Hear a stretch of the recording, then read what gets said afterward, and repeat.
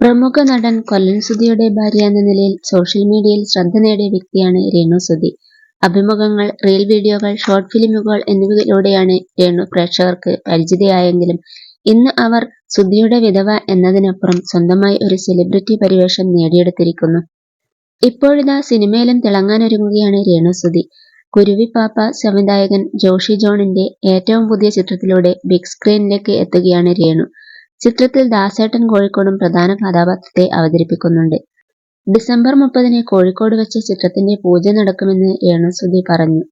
കൊല്ലം സുധി അവസാനം അഭിനയിച്ച ചിത്രമായിരുന്നു കുരുവിപ്പാപ്പ. വിനീത്, മുക്ത, ലാൽജോസ്, കൈലാഷ് എന്നിവരും ചിത്രത്തിൽ പ്രധാന കഥാപാത്രങ്ങളെ അവതരിപ്പിച്ചിരുന്നു. മലയാളം ബിഗ് ബോസ് സീസൺ 7-ലെ മത്സരാർത്ഥിയായിരുന്ന രേണു സുധിക്ക് മികച്ച പ്രേക്ഷക പിന്തുണ ലഭിച്ചിരുന്നു. എന്നാൽ വ്യക്തിപരമായ കാരണങ്ങളാൽ ഷോ പാതി വഴിയിൽ ക്വിറ്റ് ചെയ്തത് വലിയ വിമർശനങ്ങൾക്ക് വഴിവെച്ചിരുന്നു. എങ്കിലും ഈ തിരിച്ചടി രേണുവിന്റെ കരിയറിന് തടസ്സമായില്ല. ബിഗ് ബോസിന് ശേഷവും ബുദ്ധിപൂർവ്വം കരിയർ പടുത്തുയർത്തുകയാണ് രേണു. ബിഗ് ബോസിന് ശേഷവും ഉദ്ഘാടനവും മറ്റുമായി തിരക്കിലാണ് രേണു.